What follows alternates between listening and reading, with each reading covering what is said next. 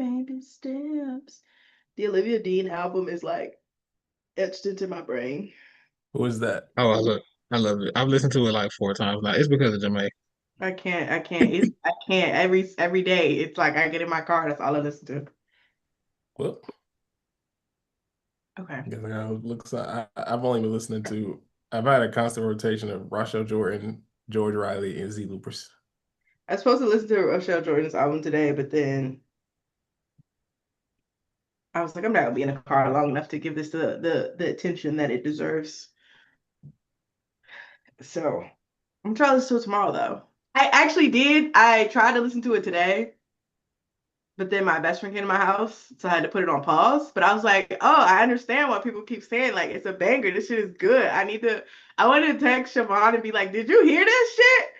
But I didn't get through it yet. So In the words of Grant, it will make you feel like a bad nigga. But bad nigga solstice, actually. Bad nigga solstice. no, right? Hey, something's wrong with him. Something is wrong with him, I fear. All right, we're ready. Hello, and welcome to another episode of Bad Nigga 3. I, I am Paragon Don. Jermaine. And I'm J Track. And today, of course, we've had two finals games go, so we'll be talking about those. Shout out to the Aces for securing both of those. So I will be on my high horse about that. Um, we'll be talking about the Phee and Cathy debacle. Hopefully we get a beef history episode about that in the next 10 years or so. I would love that. Because Cathy said some allegedly kind of crazy stuff.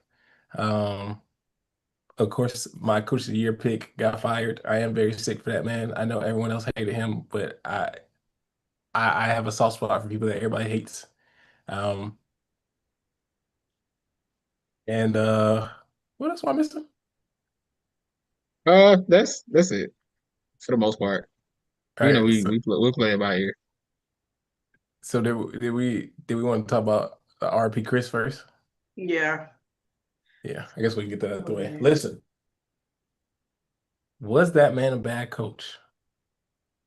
Maybe. I just need to reiterate that y'all niggas ain't know that. Do them videos of them looking at his clipboard crazy look funny in the light? Yes, they do. However, these are very small moments. So I do have to come to his defense, unfortunately, because I don't know. Again, the things people complained about, I don't think matched up with reality. Could he have been a bad coach for real? Like in the practice gyms with bad game plans? I don't know that it could be the case. Could he have not reached his players? That could have been the issue, is that he never really fully reached them in the way that they expected. That could be the case. All I know is the main thing people complained about was his offense.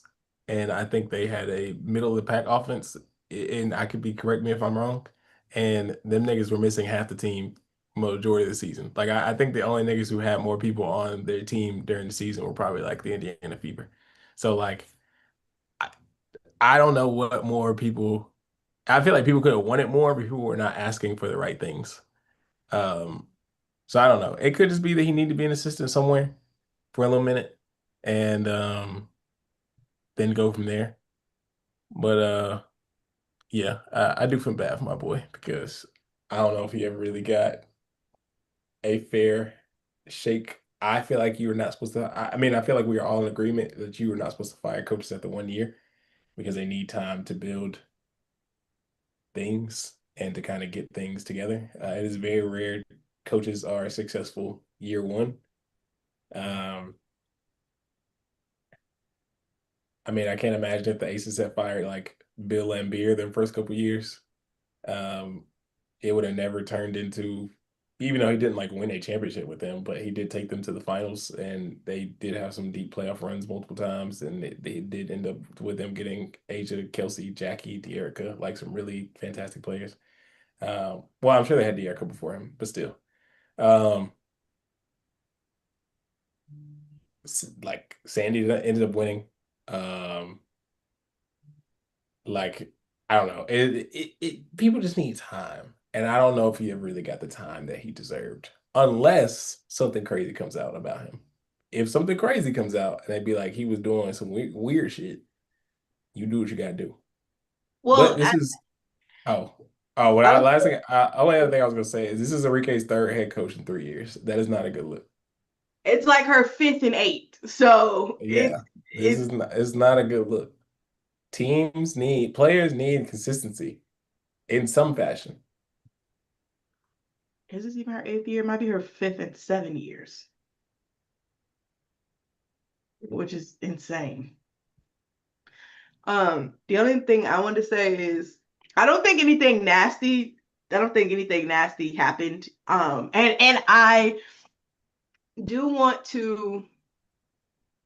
I need to say that Annie Constable had reported to Front Office Sports that Chicago and Dallas were not looking to replace their head coaches.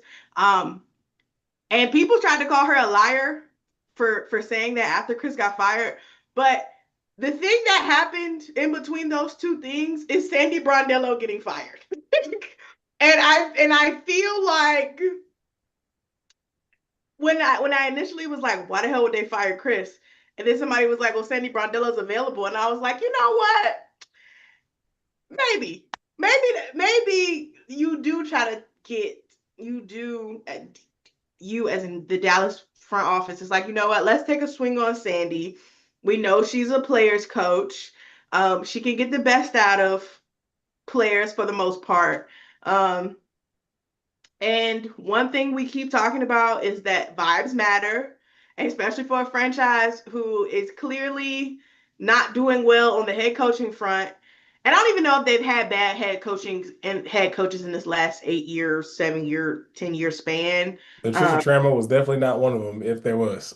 I didn't even hate Vicki Johnson. I get it why they let her go, but I didn't even hate her.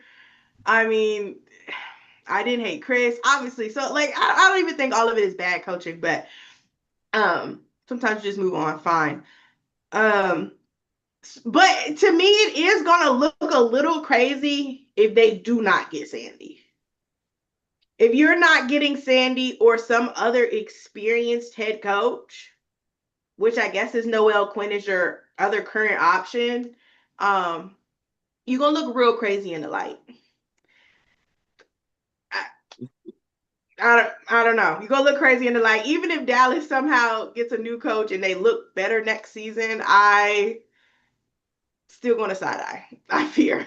I'm still gonna side that because it's like, how much is y'all looking better? Is it because y'all got a new coach, or is just like another year of Page and another year of this group Pairing. together? Like Yeah. another just a consistent roster. Another year of Page, another year of Isaiah, a healthy Ty Harris, um, Healthy Enrique, a healthy Enrique, like. Maddie, the A- whole group getting back. another top pick being added to this group. Like there's a lot of variables to consider. Um, I can imagine Dallas being like 6-4 to start the season, and people being like, they didn't win such a 6 games with Chris until July or right. something. And it's like, well, they also all their players died. Yeah, it was like so for numbers sake that we were talking earlier, they were ninth in offense and they were 12th in defense. So not great. They That's crazy. But what killed them, is their defense was terrible. Yeah. yeah, yeah. Grant, hello. We just talked about you.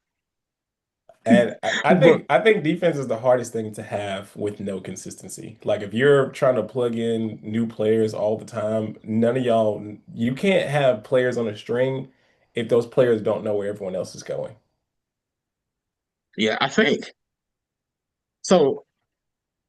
I feel like the what led to them ultimately course correcting and deciding to fire Chris. And I do think I do think what plays a part is he was hired because Kurt got the front office job and was like, "This is my guy, so I'm gonna bring my guy in." He was a a head coach. He was expected to be a head coaching candidate in the near future at some point. So we're gonna bring him in and we're gonna see if he built for it. And after a year, I don't know if I mean I'm assuming they decided after the first year that the jury was still out and the plan was for them to hold on to him. But when something as drastic as Sandy Brondello and Noel Quinn losing their jobs, now you look and say, is it worth holding on to this for another year? Or are we ready to go ahead and cut bait? Because like I said last week when we talked about Sandy, if you don't know if your coach is the right coach, you need to move on. And I think that's kind of what they decided to do. I just feel like a 1 year sample is too small for that. But that was a this was a major shift that led to them taking action. That's what it appears on my end, from where I see it anyway. The only other rant I have in my spirit, and I need to say this, I need Dallas to get new journalists. I'm tired of them. I'm tired of the Dallas journalists. I to write an article that implies that a head coach lost his job because of exit interviews, put that out, and then let the stands get a hold of it. And then to come out and retract the statement and be like, oh, like there was no evidence of these two things. So why did you write it that way? Why did you write it that way? And you knew, and I have to think you're smart enough to know what you're writing about. Why would you write that? Like what part of that made sense? And this is the other, that's the thing that I be saying about like media and narratives. Like you just implied that those players thought he was a bad coach. And now we have, and you did that simply because people have had negative feedback about him. Well, not even people, really the fans have had negative feedback about him all year. Not a single player has come out and said, oh, we don't like him or anything like that. The resounding issue all year has been, a resounding sentiment all year has been, we like our locker room, we figuring it out. It's hard to be here, but like we working through it, yada yada. Like that has been the resounding sentiment. But because the internet hates him, and we talked about this with Christian a little bit, it's like sometimes I be feeling like journalists be writing things specifically for the clicks, specifically for a certain group of people to be like, yes, oh my God, I love that you wrote this. Write the fucking truth. Like I don't understand that. I don't understand that. And like reading that really made me mad because I'm like, y'all have done this to him all year. And without actually telling us from a basketball perspective, what's wrong with him. Like the most y'all can keep pulling out is, oh, well, Paige needs to play point guard. How when Paige's best basketball has come off ball? I'm just tired. I'm tired of the journalists like writing for stands. I'm over it. And Yeah, like we have to have a better standard. We have to have a better standard than just writing things and then trying to retract them once we realize that people read them wrong. Did you not read that and get that same sentiment when you wrote it? Did your editor not read that and get that same sentiment when you wrote it? Like, what's yeah, the yeah. And because it was clearly written. It was written to make it seem like it was like, oh, after exit interviews, they decided he needed to go, and then they came out later and was like, well, actually, not really. We just because part of this was the fact that Dallas didn't have public exit interviews. Like it was just like the players spoke, so nobody got to hear what the players had to say or what Chris had to say. So everybody was just like, oh, Yeah, based off what the players said and what Chris said, we had the feeling that Kurt decided that it was time for him to go. And it's just like, you made that up, actually. And you didn't even include the fact that Sandy Brondello got fired. Like, you have not put in any cultural context to why this might even been the case. You just immediately attached it to this other thing. Like, if it is, and like, if Chris is a bad coach, all right, fine. But like, stop making leaps without information. Like, this is how misinformation spreads. Like, I think you just made that up actually is like has been the theme of the season. It's like, yeah, y'all do just be saying things. all the time. The people that were saying, "Oh, Chris has lost the locker room." Where'd you get that from? Where'd you get It's that like, and it's like I'm not even saying you got to like dude as a coach. Like that's your prerogative. It's whatever. You can have your issues with whatever you've seen from him, but to say, "Oh, he's lost the locker room," there's no bearing on that. Like from? nobody has said anything like that. And it was after the fact, after Maisha Hines Allen had to get up there and say, stop coming in here and screaming to fire our coach. Stop doing that. It's weird. Like a It's like whole vet it's on like that team had to check y'all. And y'all still was like, they hate him. Are y'all no cool? the higher Nola Henry stuff. It's like while Nola Henry on the bench, like I'm sure she's like, hey, you're like, Bro, This and don't then it's like your team down by 30 and niggas screaming for you to for you on the bench and people screaming to put you in. It's like this really helped me actually. Like this is actually kind of embarrassing. it's like, are y'all really acting in my best interest? Are you sure? and then I'm the last thing on the bench and y'all being like, put such in. Like, don't put me in. We down 30. This don't help me. This is actually embarrassing. This was probably putting a target on my back, more than likely. and then everybody was acting confused when Nola had posted pictures and she was like, I don't know what my future holds, but like um I don't remember what the caption, but it's something like that. And everybody's like, oh my God, they're gonna let go of Nola. What do y'all think happens when a head coach gets fired? What do y'all think happens to his It's like staff? The it's like, people do he y'all picked. know? It's like, do y'all know how that works? Do y'all know that she was part of Chris Koclanes' staff? Like he It's like, picked, he said, hey girl, I like you. Come be on my staff. Like what, why would she be retained? Like hopefully, maybe maybe, the but next coach is like, yeah, we'll keep her. But if they don't, that lady's out of a job. Like y'all rooting on people downfall and y'all ain't even got like child, I'm tired. I'm tired. I'm tired. We gotta it's stop all making shit bad. up. It's all bad. Anyway, I have nothing else So to coach. yeah, um, coaching carousel is going to be interesting because we now have five head coach openings: I, Dallas, New York, Seattle, and then the two expansion team. I Yeah. forgot that that quick. So yeah, we will see. Somebody I talked to somebody. He asked if I had any predictions, and I was like, I'm not giving y'all my predictions. I'm not confident.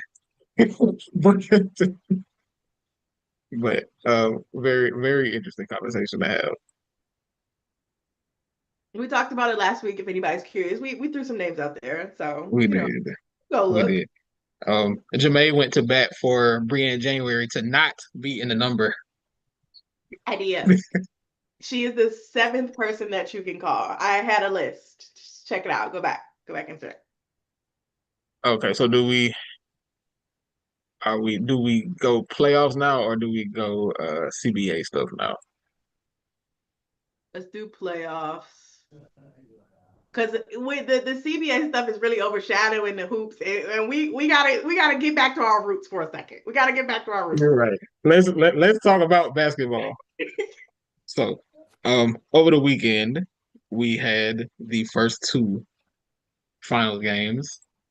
The Aces came out and won both games at home. They protected their home floor. Game three will be Wednesday night in Phoenix. And I got some questions. I got some questions for for Coach Girl Dad and the Mercury because it appears that in game 2, Phoenix may have fallen victim to making too many adjustments. I think it appeared to me that schematically, at least on offense, they took for granted what worked for them in game 1 and just looked at the fact that they lost the game and were just like, okay, we have to do something different.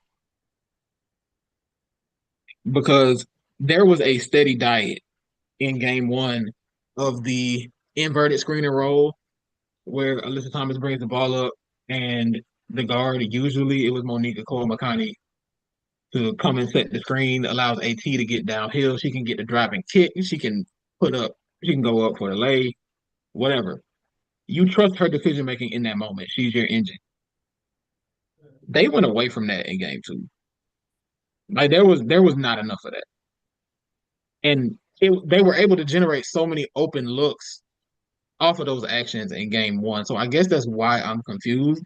It's like I understand that you did not win the game, but I don't understand going away from what had you in the game up until the final 2 minutes.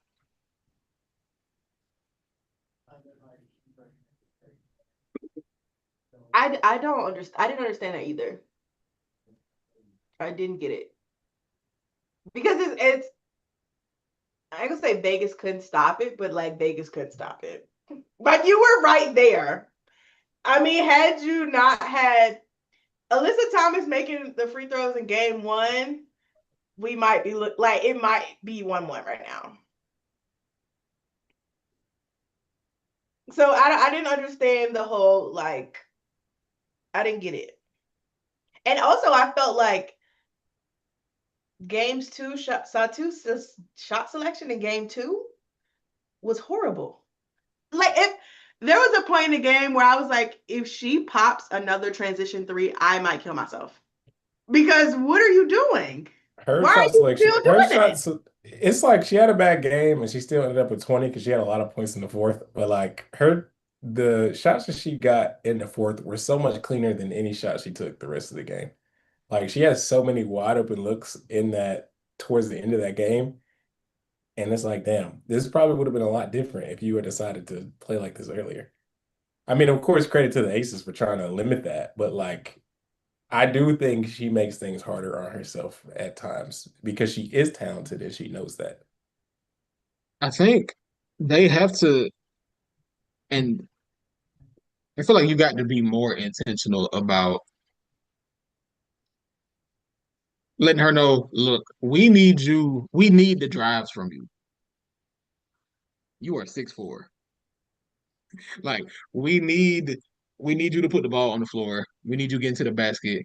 We need you drawing contact. We need you to get into the foul line. The highest percentage shot you can take is a shot at the rim. Not to say that we don't need the jumpers because we do. You can knock those down. If they're open on the driving kick, you take those every time. That can't be that can't be the only look you're going to. We need you to be steadily looking to get to the basket, looking to looking to get those points in the paint. Even if you're not scoring, you're think about Vegas's front court defensively has been solid. The more you get to the basket, the more you play them off the floor if you're continuing to draw contact. Like that's a strategic thing. That was what Vegas was able to do in game 2. They were able to get AT in foul trouble because she had the Asia matchup and they refused to send a double, which is another is another issue. But they continued to they saw that AT had the one-on-one with Asia and they were saying, okay, well, we're going to keep feeding that matchup. We're going to keep making AT have to foul Asia. I, to the AT. Well, first the Satu thing, I think was really pissing me off because like there was a one possession in particular where she had Meg on her, and I'm like, girl, if you don't back that lady down, like I know you've been Chelsea been defending you, and Chelsea has had great hands. She's been defending post players excellently through the entire playoffs, actually through the latter half of the regular season till now. Excellent work. But if you don't take Meg off the dribble, like why are you doing that? What are we doing? What are we doing? And to the AT defending Asia thing, she defended her most of game one, if not like 1v1. Um the thing that I think is just so funny about this is that like everybody's like, oh well like well, I think I made a TikTok about this and somebody was like, oh well the Mercury don't have anybody that can guard Asia. And I was like, well, Asia is like the best player in the world. Like nobody's really guarding Asia. Like let's be for real. Okay? Like, but if I had to pick people to defend Asia, AT is gonna be on that list of people who I'm like, okay, she can make it hard for her. Is Asia probably gonna cook her still? Yes. Like likely. I mean likely. It's likely gonna happen. Um, but like I don't know. People like I feel like people keep framing it as like she put in Dana Evans is a great defender, so like I'm not saying this to say she's a bad defender, but it's like putting Dana Evans on Asia. Like if on a mixed match, like Asia's gonna get that every time. Like she's so much smaller. Asia has a lot more room to work with. Like it it's not that kind of matchup, but like yeah, maybe you do need to do something a little bit different, Nate. Just a little bit. Especially if the game isn't gonna be as physical as it's as it maybe was in game one. My thing is, and I think when it comes to, like you said, Alyssa Thomas is one of the better people to guard her. I think like even with Asia in game two, Asia shot only 4 free throws. That is really good. Like she did fine on that end. Like if Asia is one of the best mid-range jump shooters I've ever seen in my life. But at the end of the day, a mid-range jump shot is a mid-range jump shot. If Asia is going to shoot pull-up middies all day and convert on those all day, that is arguably the best women's basketball player ever. You have to tip your cap to that. But like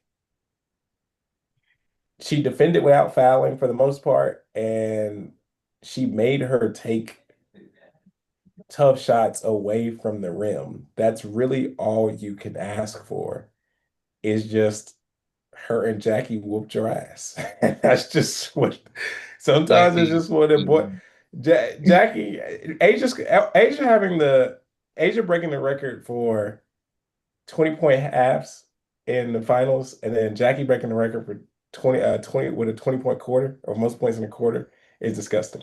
Like those two things happened on the same day. I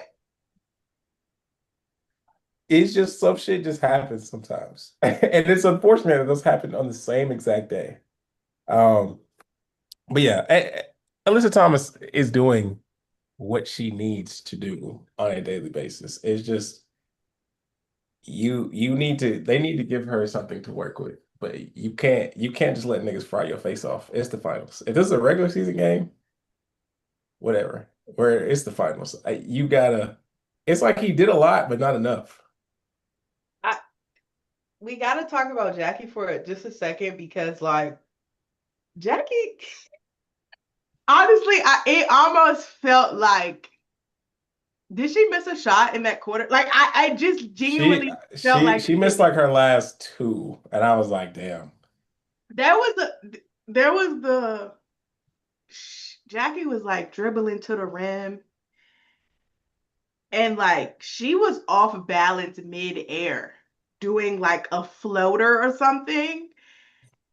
And that bitch went in, and I said, "Oh, they're cooked. The Mercury are cooked." Because there's no way in hell that shot should have went in. Like she was literally like leaning forward. I don't even know how she got the shot off for real, for real. And I was like, we talk a lot about like the Mercury having bad body language, especially like AT. But bitch, if I was in that game and I saw Jackie make that shot, I would also be demoralized because what do you mean? Yeah. You like she's not even on 2 feet right now. She's mid-air, about to fall over, and every shot she's taken has been a hit. Yes, I'm demoralized. I am. I fear I am. Like somebody does need to say some words of encouragement to me right now because I feel like I want to cry. I didn't even play. Like Yeah. I was like, this lady's on a heater, Jackie played the entire quarter and she was 8 for 11. bro. If you asked me if Jackie missed, I would have told you no. Like that's how crazy it looked. And then she got the call, the fucking free throws at the end of the Yeah. quarter. I said, "Oh no, wrap this up." And that was honestly would have been like, "I'm going home," because The only y'all reason bullshit. why I remember her missing is because I remember them saying she tied the record for 19 points, and then she missed like her next two shots. I don't know when she missed the first one. Maybe it was earlier in the quarter. And then I was like, damn, she about to tie this record. And then she got them free throws. And I said, yes, that record is big JYOs. Shout out Angel McCautry, the previous record holder. Hey, Yeah. my R&B queen still got she still got records for most points in the finals game. Yeah. So, She does. and she's the only person to ever average 30 points per game in finals, if I'm She not did. mistaken. So, I believe so. We did lose that finals to the Lynx, I believe. hey, niggas had a super team on there. So it's okay. She Can got we jumped. actually talk about that too? Since we like once we finish this, can we talk about that? This Oh, whole We, this Asia the Maya passing Moore Maya versus conversation. Asia debate thing oh happened. God. I don't really want to talk about it for a long time, but I feel like we need to touch that really quick. Just It's funny. It's funny because I don't know if y'all remember. I think this was a couple of weeks ago when I think it was Don that said that Asia was his GOAT. And then somebody in the chat was like, oh, well, the GOAT is Maya Moore. yeah. And Don was like, blame that man. Bruh, But it's really so interestingly enough, and like you said, I don't want to dwell on this too long. Um, I think both of them have very valid GOAT arguments. That's all I will say. They have played in the league for the same amount of years now. This is Asia's eighth season. Maya played 8 seasons. And we did talk about a few months ago when I has it been a few months ago? Earlier in the season, we talked about like how the GOAT award could go to just like a variety of Yeah, people. there's like it's 7 or 8 GOAT the candidates the in the W W. has more GOAT candidates than I've seen in like any other league. Like it's just not, it's so Yeah, much because less conclusive than it in other depends on leagues. so much of it depends on what you value. And I don't think any argument is wrong per se. Because I mean, you look at these resumes, they all of them stack up. It just depends on what you think, what matters more to you. And I'm not here to make that decision for you. Um, it's just we have to stop acting like either choice is a ridiculous one. You don't have to do that. It is okay to not agree, but there are plenty of valid arguments to be made. I That just oh go ahead. I was gonna say you can say that about any argument that is basketball related, but especially W related. Like when the Caius, again, we bring him up a lot. One of the nicest people ever. Always has receipts for what he says. When that nigga put out one of his all W cases and people were like, well, why don't you have this person on here? And he was like, well, this, and this. And they were like, so you don't like this person? And it's like, what? What are you talking about? Like, Also, he said, "Oh, so you hate me?" y'all really treat these things like a, oh, so you hate me type thing. And it's like, no, this is this is because this is what my opinion on this because I value these specific things and this is what puts me over the edge. That nigga also be really respectful and he'd be like, but I could if I wouldn't be mad at this. But it's just that people talk so matter-of-factly when it comes to these Subjective players. Everything, conversations. It's like like everything. if you don't feel like this player is such and such and such, she's disrespect. Like when people, and again, I love Asia so much, but when people were trying to be like, well, if y'all, this is even before Asia snatched Fee Chain, and people were like, well, if you don't have Asia as the best player in the world, then this she's been disrespected so often throughout such and such and such. And it's like the lady was gotten like last 3 out of 4 MVPs. Like that is the league hates her. Are we sure about this? Like people were trying to make it seem like people hated Fee this year, even though like just because she did not get MVP. Um, People were trying to make it seem like the Stewie thing really got me. Like people were trying to make it seem like people hated Stewie, and I'm like, she didn't do anything this year as far as like she was hurt, and then the team they lost in the second round. Like, why would I? Well, and they lost in the first round, excuse me. So, like, what do I have to say about her right now? That does not take away anything that she's done over the course of her career. I don't have anything to say. And it wasn't But even like a good Stewie year. Like, don't piss me off. it was a great basketball year, but a not good Stewie year. That's fine for us to recognize. I don't have to put that on a pedestal because it is far and away one of her best seasons. Like, far from it. It's one of her worst. It's just her worst is better than a lot of people's best, and that's Mhm. okay. But so like it again, everyone just talks so matter of factly about everything, and I'm like, yo, we need to. These are all opinions at the end of the day. We're watching a subjective sport, making subjective analysis, trying to use numbers and providing context with those numbers. I was going, I'm not gonna say that. Um, fuck was I gonna say? I just lost my own train of thought. I don't remember. It'll come to me later. Yeah, I feel like people, and I understand, you gonna ride for whoever you ride for. If you a Lynx fan, if you a UConn fan, you supposed to ride for whoever your favorite is. If you a South Carolina fan, you an Aces fan, ride for your favorite players. Be respectful. That's all I ask. Mhm. That's all I ask. Like, I remember people were saying, like, while the with the we acknowledged how tight the MVP race was down the stretch of the season, and people were like, if Asia don't win it, they playing in her face. And it was just like, we don't have to do that, actually. Like, I think that she should be the MVP, but it's also not that serious. Like, it's not that serious. Like, it is okay to acknowledge that there are other candidates that have a case that is as valid. It's okay. I It's it's thought, it's oh my just bad. funny to me the Asia case, like the Asia, some of the Asia conversation is funny to me because it's like Asia might like Asia might have one of like the greatest resumes like we've ever seen. And she's what, 28? Like weird. She hasn't even like she ain't even been here all that long. And like we've seen some of the like even if she stopped playing basketball tomorrow, like she would legitimately still have one of the best basketball resumes ever. So it's like, yes, obviously continue to honor people for the work that they've done, but it's like you can never ever leave her out of a conversation, even if you wanted to. Like you're a four-time MVP. You're not four-time MVP, three-time people. You're not leaving her out of any conversation. You actually cannot. Um, so that always makes me laugh when people are like, okay, well, they hate her. Like, I mean, they kind of can't. Like, they kind of can't hate her because unfortunately, If they hate her, it don't mean shit. literally, she's still there.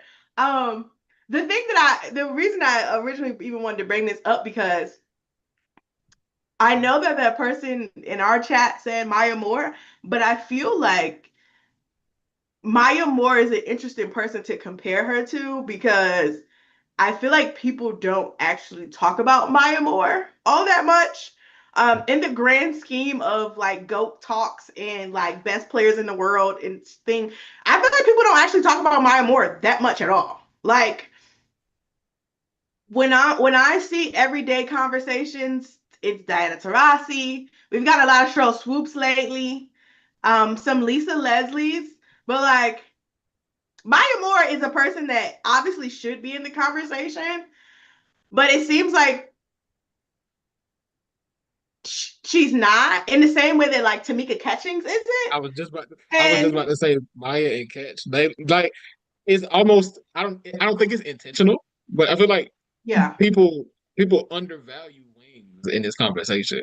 Because I was gonna say Maya and Catch low key are not talked about enough I think Maya gets talked when it comes to about. who in I that think conversation. Maya gets talked about in a what if sense. And so, ironically, what hurts her also plays in her favor at a certain point if she never had a decline, like a real decline.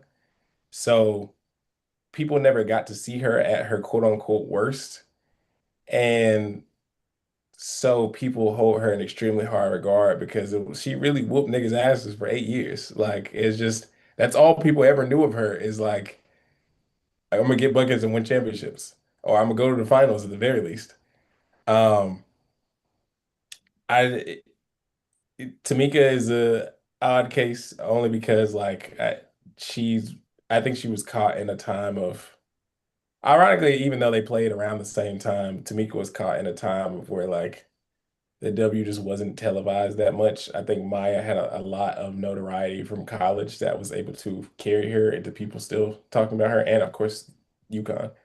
Um, uh, I mean, but I think the Lynx dynasty is a thing that holds Maya in up, the right? Lynx dynasty. But yeah, Tamika But is like you but ask the the point, average you ask the average person who Tamika catching is, they probably would not be able to tell you. But the average person may be able to tell you, may be able to tell you at least who Maya Moore is. but see, that's why I think it just feels so like it feels like Maya Moore is a random ass person. Not she's not a random person, but she's a random person to compare Asia to in the grand scheme of this conversation. The Lynx Like don't even play the same position.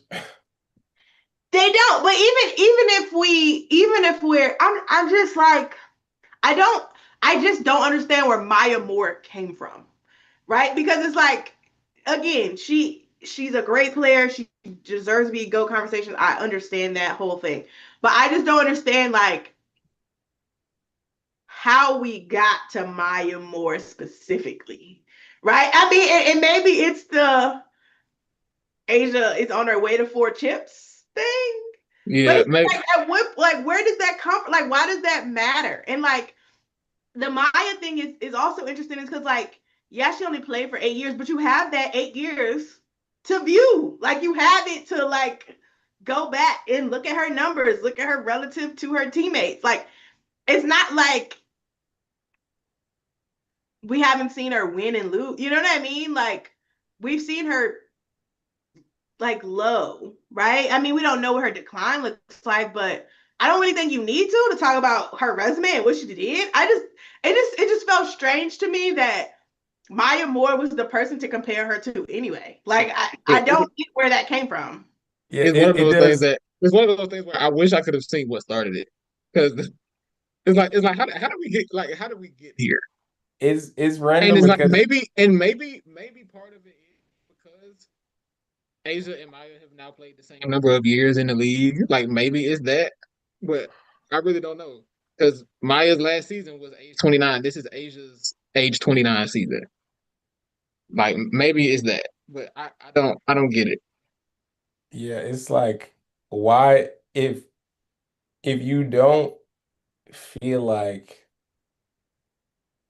Asia is the GOAT, when did this become the person that's like, well, you can't be GOAT if you're not better than her? Yes.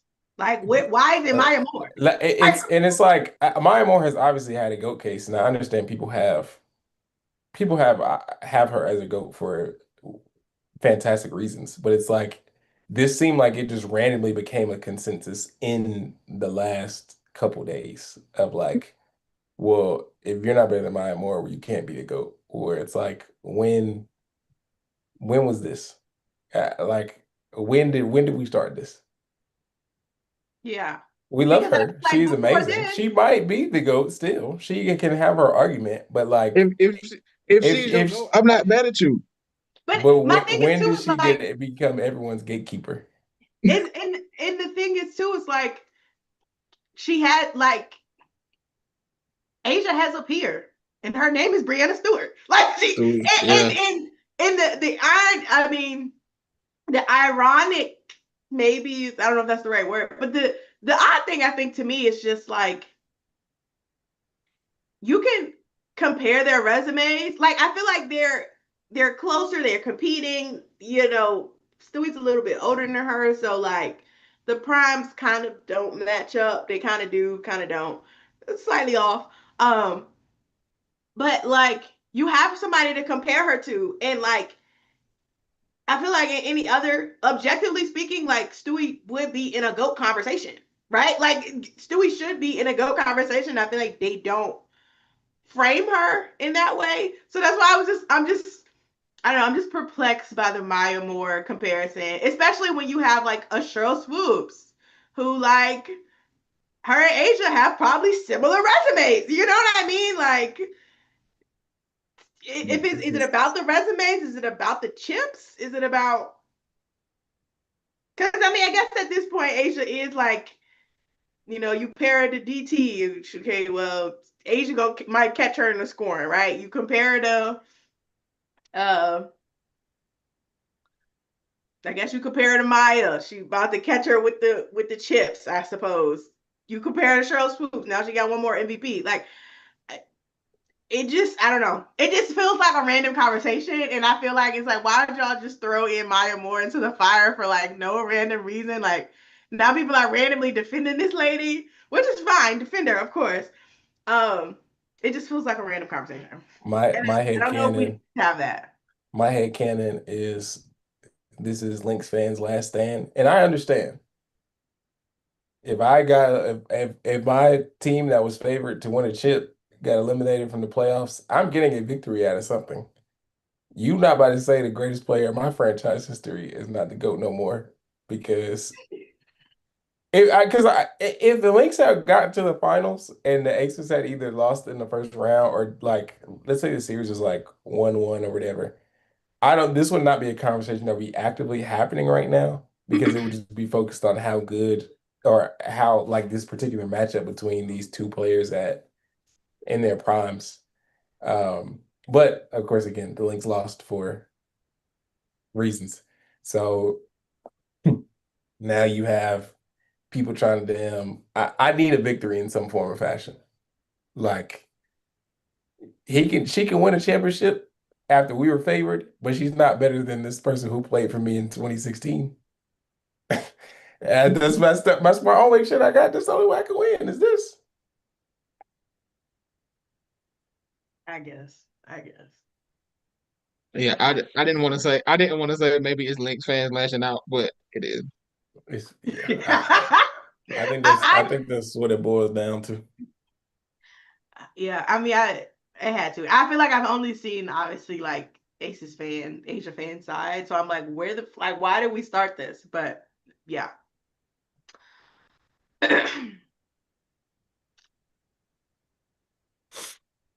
Well, I mean, I don't know how much. I think we kind of got sidetracked a little bit during the Aces conversation. I do just want to say shout out to Chelsea Gray.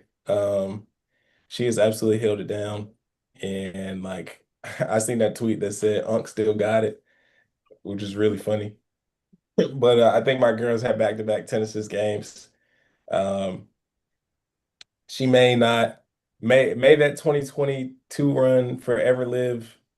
That 2022 run will always be famous. It will always be the playoff run that I always show everybody when I say this is what being on the heater looks like. Um, she may not have that in her anymore, but you don't need to. she don't need it because other people are doing things. Jackie is being Jackie. Asia is of course being Asia. Although that last minute of game one, I was looking at her crazy. Had Alyssa Thomas not missed the free throws, I'd have been like, okay, you looking crazy, nigga. But yeah, she's setting everybody up beautifully.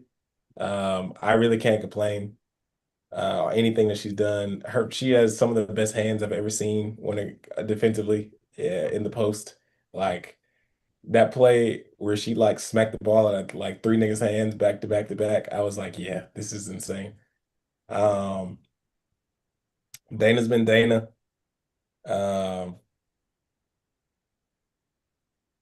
Meg is I really enjoyed the Meg minutes. I can't even lie. Um, yeah, the Aces as a conglomerate have been enjoyable to watch. And I think everyone is playing their roles to a T, and I'm appreciating watching that. No, the Aces, um, the Aces bench, game one with Jewel and Dana combined for what, 39 off the bench in game one? Jewel want to be Batman so bad. I hate her. I hate Like, her. and this is this is what worries me about Phoenix. Um, it's very rough to lose a game on the road where you make 14 threes. Like that. That's gonna hurt. Because in the grand scheme of things, in a 7 game series, as the road team, you have to win a road game to win the series. Yes. And it kind of feels like they punted game two towards the end. Like they pulled the plug very early in the fourth quarter yesterday, to me. But you got 2 games at home, you have to win them both. So Literally have to win both. you have to win them both. So yeah, we'll see. While we're talking about the Aces bench, shout out to my client Dana Evans. It seems when I said that Dana Evans was meant to be on the Aces bench, y'all called me crazy. Okay, y'all said she not cut like that. She doing this shit against the Connecticut Sun. It don't matter. And now she's doing it in the WNBA finals. It's funny that that tweet went viral after game one. It was like, I think Dana Evans is owed an apology, and people were like, nah, because she was bad for us. And it's like, well, y'all said she was gonna be bad for other people because she was bad for y'all. And I don't even know if Can, she theoretically was I was bad I was gonna say, And for and y'all. she can I wasn't push even can I that push bad for I was gonna y'all. Y'all say Don't piss I was me gonna team, say, can I off. push back to it? Can I the push back on that? team was Because bad. Dana, Dana was not bad for the Sky. Like she had some bad moments. Like she had some bad moments throughout the that past season. But And most, hold on, y'all, and just stepping back a little further, she had some bad moments at the beginning of that season. Don't make me mad nah, about Jane Evans' play, bro, because I had never seen somebody who averaged. Did she even average 15 minutes? There was a like stretch of games where she only played I think through like July through August, she was only playing like 10, 15 minutes, like 15 minutes max. Like she was yeah, not I'm breaking not that for a long yeah. time, bro. So she couldn't have been the source of your problems. Let's start there. Yeah, no, I'm not going. I'm not going. She in the playoffs in 2023. Maybe I mean, I'm assuming they mean in 24 that she struggled a little bit, which kind of. She was playing 19 minutes a game last season for this guy. She started 12 games, 19 minutes a game. She was all right. Like she didn't play at the level that maybe y'all had hoped for, but people were definitely doing a lot with.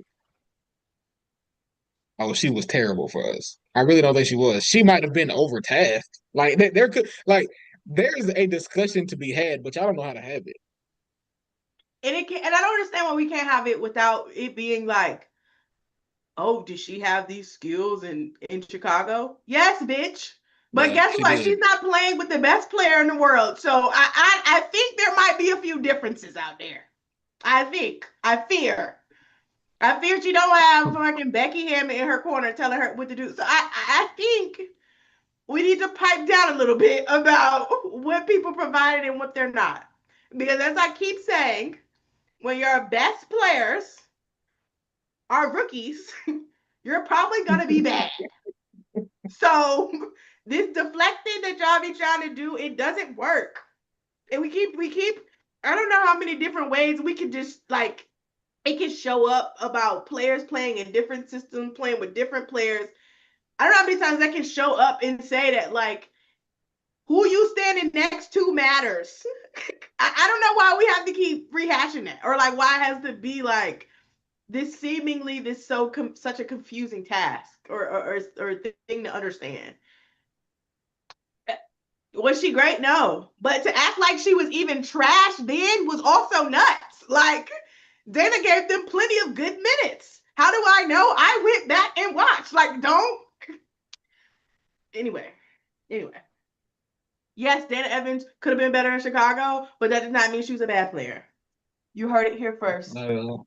Not at all. I'm glad she's playing well. Um, is there anybody on the Phoenix roster other than Satu Sabali? Because, like we said before, they need Satu to play at a high level for this to even be competitive. But in addition to that, DeWanna Bonner has to get serious. DeWanna Bonner has to get serious. I don't know what's going on with her. She got them through those through that Liberty matchup, came up big in that Lynx matchup, but she gotta give more. Like she cannot keep missing these shots. And I mean, and it's funny because I was like watching back one of our episodes before she had left the Fever, or when she had left the Fever, and I was talking about her shot diet not being, what it was in Connecticut. Like you're not getting 15 shots. You gotta take your 8, your 10, maybe 10, and you gotta hit them. You gotta make them. We need the efficiency to jump out, and she hasn't done that. Like Phoenix needs an edge, right? Like Ka and AT, you always have to have a big three. Your big three have to be solid at minimum. But your bench, we see it every year. The team with the better bench pulls it out. DeWanna Bonner, this is why they called you. Sammy Wickham, I need you to get serious. Both of them got to lock in. Monique too, like everybody has to play their part, really. But yeah, specifically DeWanna and Sammy, y'all are the vets here. Y'all have been here before, and y'all have to. They gotta come and do that. In the shooting, it has to come. It has to come. I'm with you. It's they've in addition to them just going away from what worked, there were opportunities for the complementary pieces to hit their shots to at least keep them afloat, and they weren't able to do that. I just want to say, if Phoenix's eyes never get serious, that is fine by me. Let's be as unserious as possible, ladies. We don't have to play 7 games if you don't want to. Let's just do 4. Get it out the way. First 7-game series in the finals, and it's just 4 games. I know they'd be sick. It's funny because I got a text today. I got a text today. They said, "Is Phoenix gonna get swept?" And I was like, "No, no, they can't. Like, They no, can't." they can't. Like, genuinely, no, they cannot. The funny thing, what I was about to say, fuck. Oh, the funny thing to me is that everybody's been on TL like, if they hadn't extended this series, we would only need one more win. Like, now everybody is a fan of the best of 5. Now everybody is a fan of the best of 5. I've been pro best of 5 for a long time, so it's just funny to see a lot of people like on that. But Yeah, I hate the 7 game series. I do. I really hate it. I do. It's too much like to the Phoenix punting game too. It's not enough urgency, right? If it was best of 5, you can't play like that. There is no like we gonna get out at the last 4 minutes and let our bitch play. No, you better figure this shit out now. Like you don't have time. But the 7 games, you know, best winning 4 games, like I feel like it's giving people too much. Like we'll get them next time. You need to get them now, today, right now.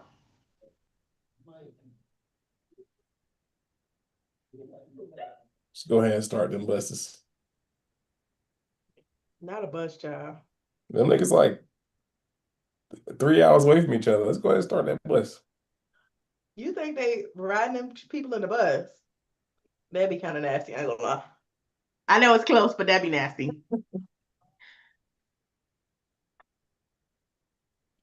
I guess lastly we can get to Cathy and Phee.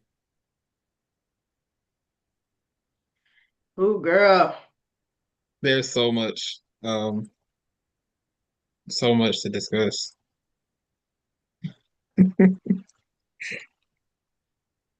I need to finish her. I'm not reading the rest of that, but These yeah, go ahead. I was just gonna say ESPN put out 2 articles today and today. 8 o'clock in the morning. Ramona Shelburne and Kendra Andrews had news for us. The highlights are Napheesa Collier wrote her statement and she didn't like consult with anybody about it before she did it. She just kind of got up there and said, I got to get this shit off my chest, moved on. They talked about how CBA negotiations they're obviously going poorly. And the main thing is the revenue breakdown. The players are saying, y'all not showing us the numbers. Y'all need to prove to us why we can't get millions of dollars. And the WNBA is saying, well, actually, y'all do get the numbers every year, and we want to be fair and equitable, yada yada yada. Somebody in the New York Times, I can't remember what his name is right now. Oh, David Berry wrote in the New York Times that basically the players should be getting like 3 mil right now. If their revenue matched the NBA's revenue, the girls would be getting $3 million, and that is scathing. I wish I had the tweet about somebody did the graphics for it of what they were making and what they should be making. It's scathing. That's scathing. It's, and uh, the what? biggest the biggest thing for me is the fact that they're basically the owners, and through Cathy and through Adam Silver, the owners are making the point to the players union that, oh, we're operating at a loss. We're losing money because of XYZ. So we can't give you a fair percentage. And then the players union is like, okay, well, show us the numbers. And they're like, no. So it's just like, so why would I trust you? Why would I trust you? And why can I not prove that? It's like you could just be telling me whatever. It's like let me see them books. Let me see them books. And Like another thing that wasn't explicitly in the article, but like I saw somebody tweet it. Not Phee. What's her name? NECA. NECA was saying that yeah, we're supposed to be getting all of this stuff, and it just hasn't happened. So again, obviously somebody's lying. Somebody's lying. It's probably the WNBA. To be clear, it's probably them. Um, I think it's interesting because they use the words like when they asked the W about the whole thing, they explicitly said like they have the right to independently audit league revenue each year. And it's like to me that sounds like somebody has to do something very specific to get that to happen, and it hasn't been happening. And so the WNBA is using that as an excuse of like, oh, well, you had it, you just never opted into doing said thing. So this doesn't look good for Cathy or the WNBA. It really, we really need to stop saying Cathy because I know she's the center of it. But this just doesn't look good for the WNBA. And Adam Silver, you will get your wax because this is also your fault. In my opinion, this is your fault. Absolutely. Also, and this is the Cathy thing is kind of, I don't know if I want to say it's a hindrance, but the problem for me is they're going to make it, they will glad, I promise you, the owners and Adam Silver will gladly let Cathy fall on the sword for this. Yes. Like they will gladly be like, "Oh, the CBA negotiations are over. The CBA negotiation is over with. Uh, Cathy will be stepping down. We'll be removing her, and then they'll be like, okay, so problem solved." And it's like, no, because No. Cathy is not the issue. The issue is the owners trying to get over on the players union, and Cathy no longer being the commissioner does not fix that. Yes, and I feel like But that's kind of getting lost in translation a little bit. Now, where Cathy is the drama, um, Phee obviously said these quotes. If you did not hear them, one of the things that Cathy apparently said was that Caitlin Clark should be lucky that she's getting the endorsements she's getting because she wouldn't be getting them without the WNBA. She also said something like the players should be on their knees thanking her for everything she's done or something like that. Nuts. Crazy thing, crazy to say. And of course, it's this whole like rollout thing has been funny in a derogatory way, but still funny.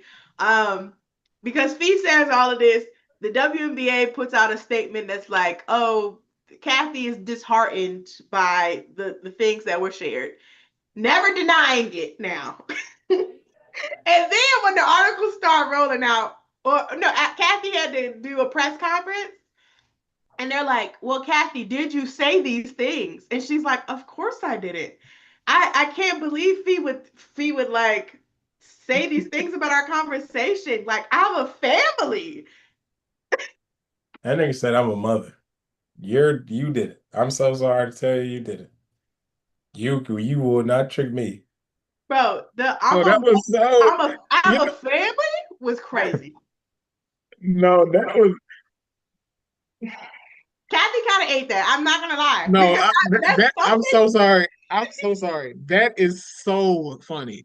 Like that is like masterful deflection. Like it Literally really beautifully done. um no, it was not effective. Nobody was on your side. Nobody believed you when like when who I can't remember who it was that asked did you say that the players should be on their knees? And she was like, there's a lot of information out there. I'm not perfect.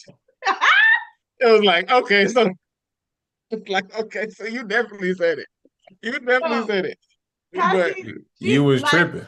despite everything, she definitely said everything that like everything that Phee said, she definitely said it. Like it's no way around that. We know you said that, Cathy.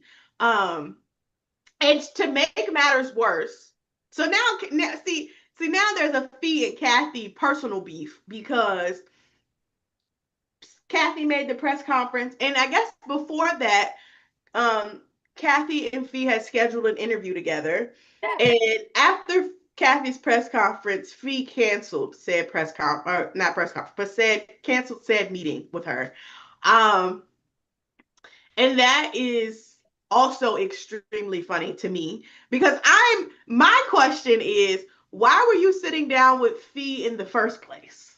Like clearly you need to be having a conversation with all of your constituents. Um, and so I kind of do see why people are starting to be like, well, Phee and Stewie being there is a conflict of interest and Unrivaled. They're using the CBA negotiations to push Unrivaled forward and the whole thing. I don't really think I agree with that idea, the conflict of interest thing, but it does seem now a little strange that she was only gonna meet with Phee. Because why are y'all still just talking y'all too? Like if the issues are bigger Actually, than Phee, everybody needs to be locked in. What is yeah, that? yeah. Actually, it's a good thing that that meeting is not happening because we actually don't need that because like it does appear to be a personal thing now. Like it appears to be a Cathy and Phee thing, and it don't need to be that. Like the commissioner and Adam Silver, they need to be meeting with the the board of the Players Association.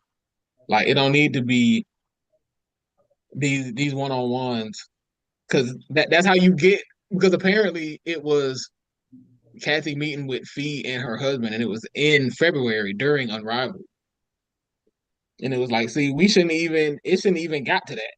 Yeah. Like we shouldn't have even we shouldn't have even had that. I think there needs to be there needs to be something a little bit more formal lined up because the window to negotiate ends in like 3 weeks. Literally. So October 31st. yeah, so you you don't have a whole lot of time, and I mean I guess that they can push this back, and I know that the players the players do not want a work stoppage. Like I think that that's something else that's getting lost in this. I don't think the players want there to be a lockout, but I think it's if we got to do that, we got to do that, Yo, what is he called? and I think that's okay. So I feel like, and if it comes down to it, the players will be willing to do that, but it's because y'all been playing in our face this whole time, and y'all don't want to negotiate in earnest. Y'all want to keep talking in circles. So yeah, I think there just needs to be better communication.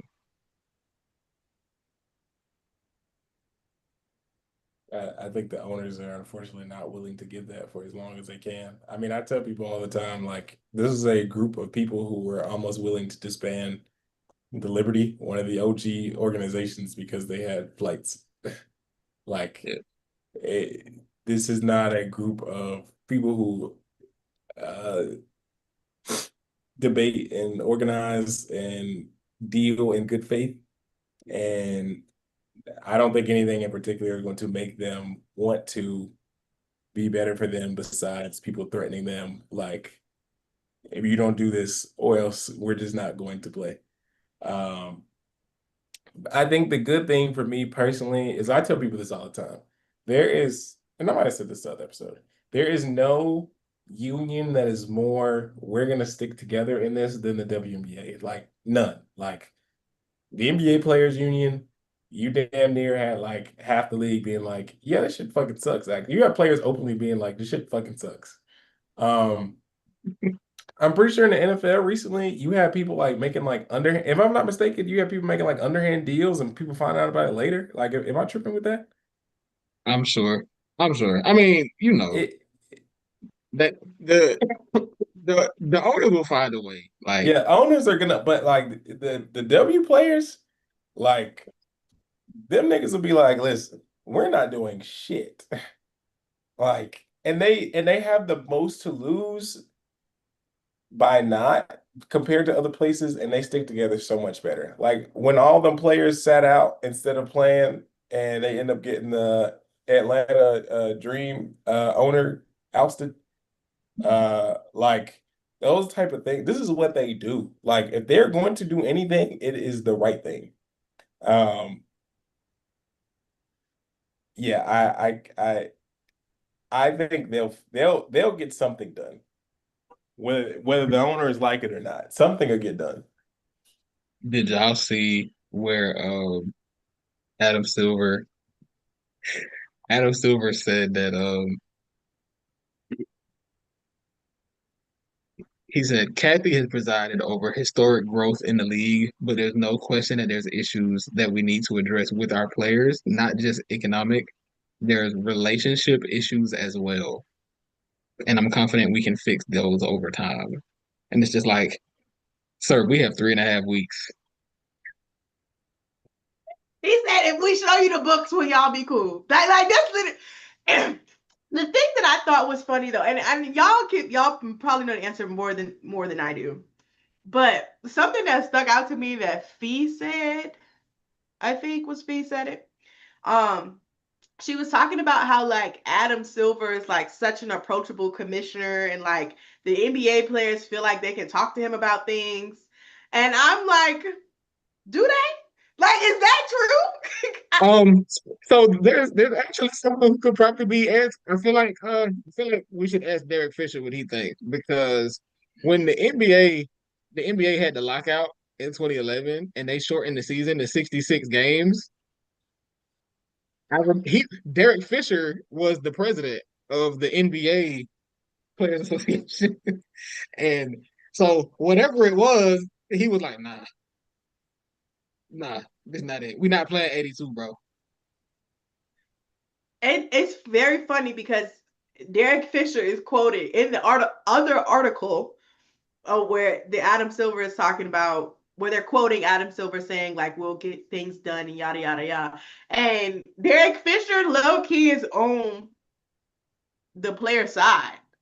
Yeah, um because he's been where Fee and NECA have been. Because so it would make sense to me that him with his player background, like I know he coached in the W, but at the end of the day, he is a basketball player. So he's going to understand the player's perspective more so than the owners or the commissioner. And he's like, look, it came down to it. And Derek Fisher and the Players Association was like, nah, this not gonna cut it. So I would not be surprised to see the W players do the same thing. I think they should. Like I mean, I'm not saying I don't want the 2026 season to happen because I like kind of needed to happen so that I can go to the Connecticut game before they disband the fucking franchise. I need to be in Mohegan for a little weekend. Um, but I feel like that's legitimately to me. It feels like that's the only way that they're gonna get what they want. Like it feels like it feels like the W doesn't think they'll seriously sit out, and so they're like, "Oh yeah, we'll get it done. We'll figure it out." And I know they have to say that, right? Like you don't want to, see how you don't want the world to know how bad it is.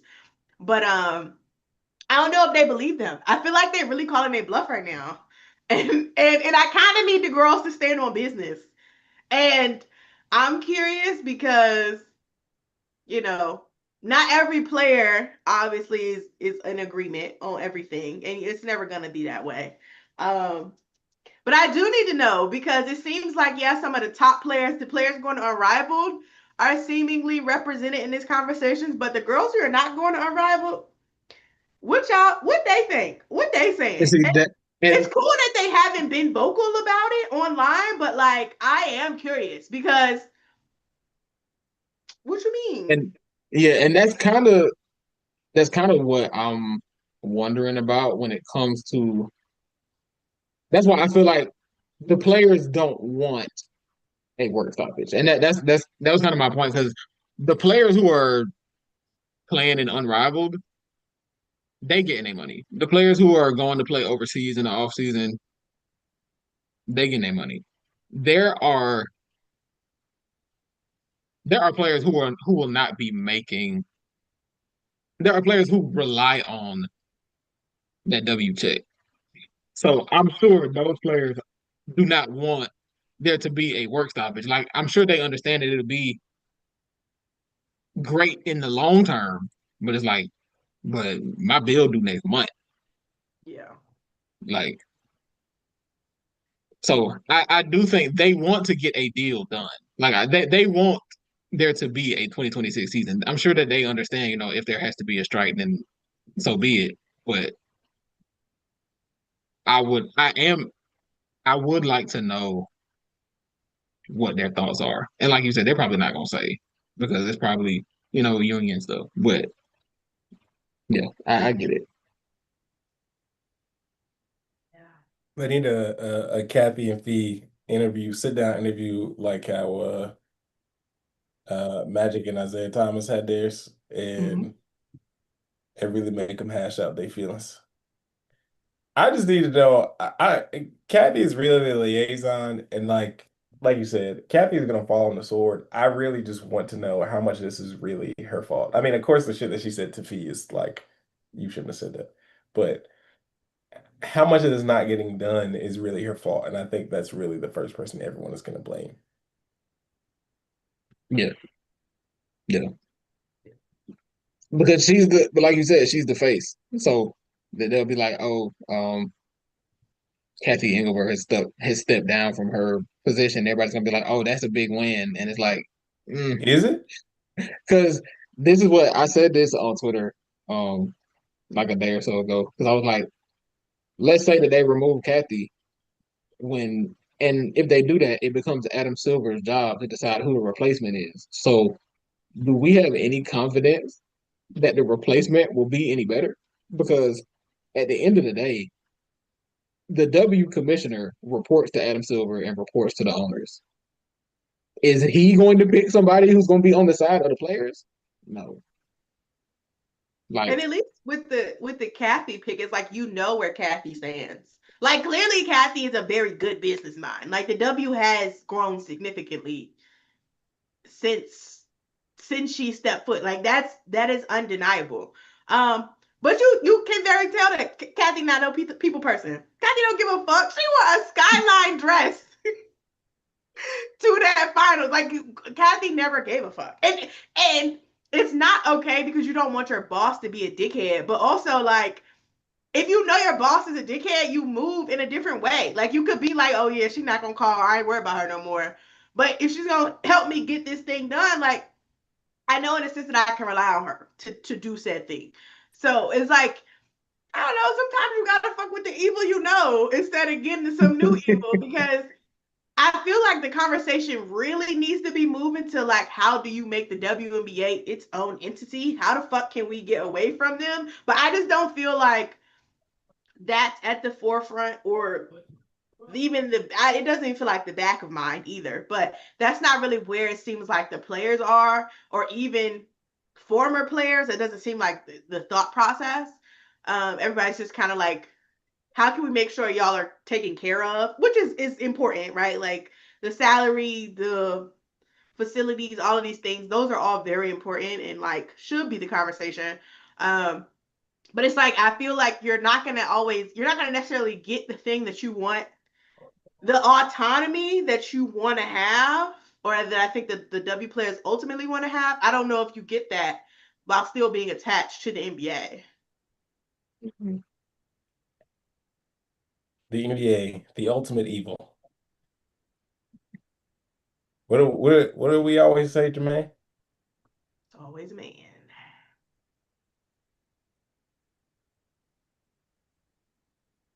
Mm-mm-mm. Rip. Well, Jay, would you like to say the line? yeah, are all hearts and minds clear? Oh, okay. I'll just say we skipped talking about the fever because I am still hurt about it.